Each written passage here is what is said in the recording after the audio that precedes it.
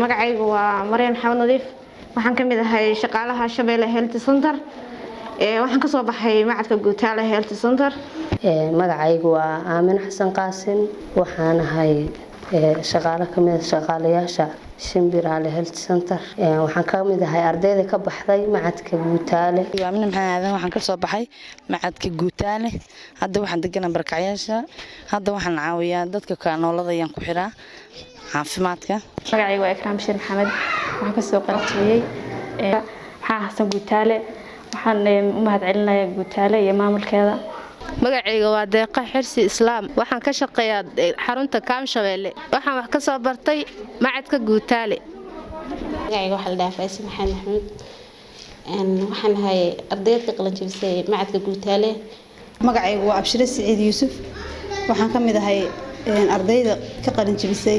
macadka Guutaale waxaan ku bogaadinay ardaydu inay ku soo biiraan arday badan macallimiintaas sharafta leh ee dhakhaatiirta ah oo aqoontooda aad u sareyso in badan laga faa'iidayo magacaygu waxa way Ruun Maxamuud Axmed ka shaqeysta MCH-ka Shabeelle waxaan wax ka soo bartay Guutaale Health waxaan ka soo bartay faculty lab technician waana ku shaqeeyaa ma sha Allah